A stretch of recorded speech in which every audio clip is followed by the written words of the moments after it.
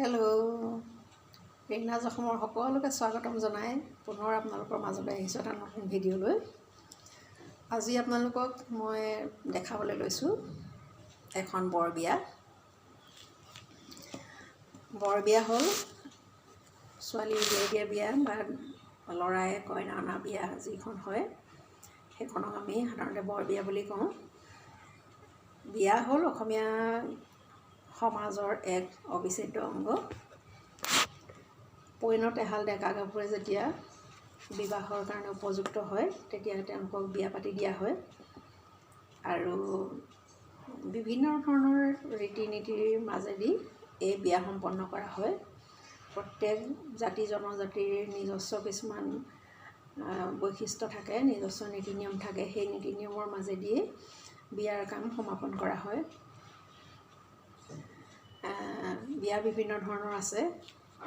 গন্ধৰ্ব প্ৰথা মতেও বিবাহ পাতে, লুকুৱাই চুৰকৈ, কোনোবা পলাই গৈ, কোনোবাই মন্দিৰত বিয়া পাতে, কোনোবাই কোৰ্ট মেৰেজ কৰে।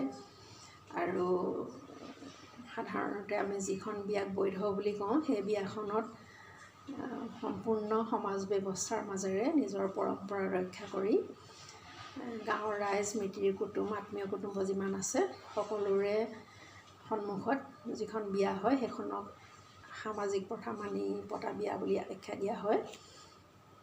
বাকী বিয়াবিলাক যদিও তেনেকৈ বহুতে কৰি আছে, সেইবিলাক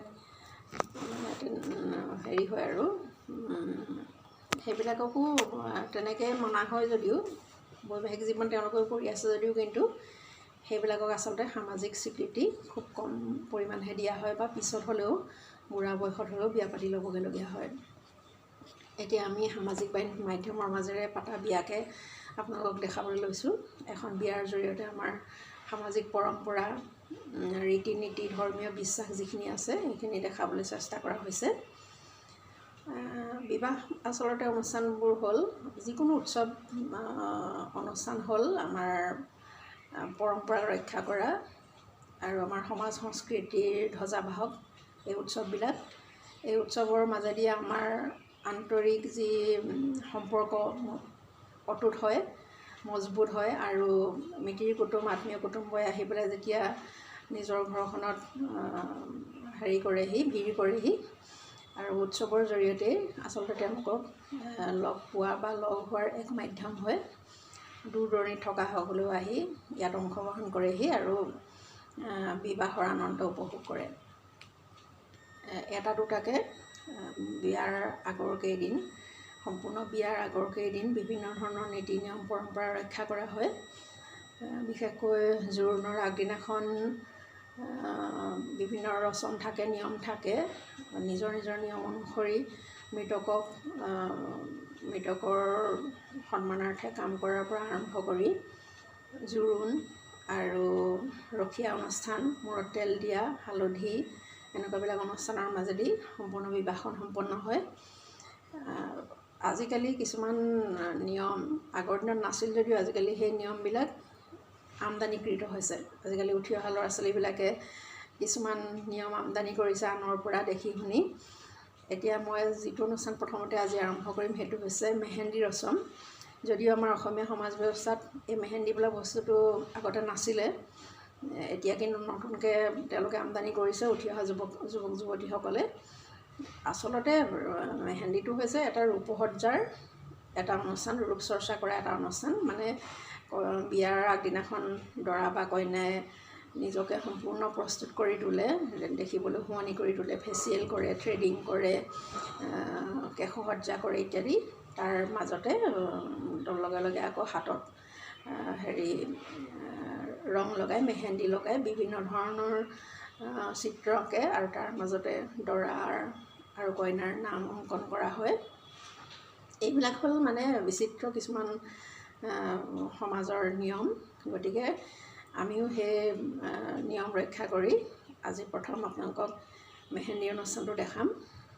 তাৰপিছত থাকিব জোৰোণ অনুষ্ঠান আৰু একেবাৰে শেষত থাকিব জোৰোণৰ পিছত হ'ব জোৰোণ দিয়া দিনাখন ৰাতি মূৰত তেল দিয়া অনুষ্ঠান হয়।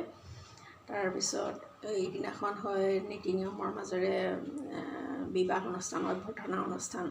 তাৰপিছত ৰাতিলৈ দৰাই কইনাক লৈ যোৱাৰ এটা অনুষ্ঠানৰ মাজেদি বিয়াখন সম্পন্ন কৰা হয়। আমি গোটেইকেইটা অনুষ্ঠানেই খণ্ড খণ্ডকৈ দেখাবলৈ চেষ্টা কৰিম। বিভিন্ন কাৰিকৰী অসুবিধাবশতঃ একেলগে ভিডিঅ'টো দেখাব পৰা নহ'ব, কাৰণ বহুত দীঘলীয়া হৈ যায় আৰু মানুহেও আচলতে আমনি পায় একেলেঠাৰিয়ে চাই থাকি। গতিকে আমি খণ্ড খণ্ডকৈ বিয়াখন দেখাবলৈ চেষ্টা কৰিম।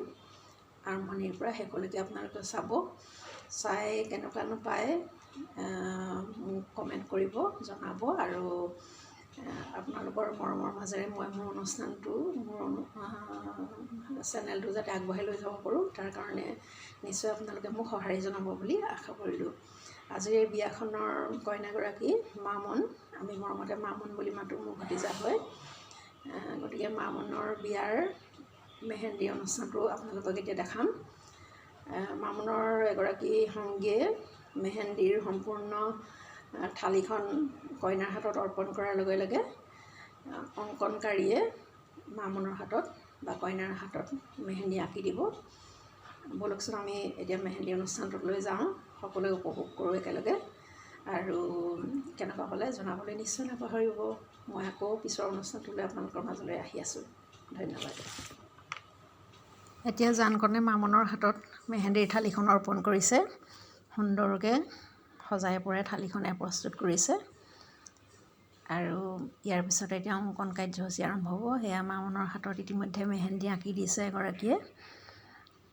আজি আমাৰ থিমটো আছিলে হালধীয়া, গতিকে কইনাই হালধীয়া কাপোৰ পিন্ধিছে, নিজ হাতেৰে বৈ লোৱা সেয়া সুন্দৰ কাপোৰ সাজ, তাৰপিছত কাণফুলি, ডিঙিৰ গলপতা, সকলোবিলাক হালধীয়া।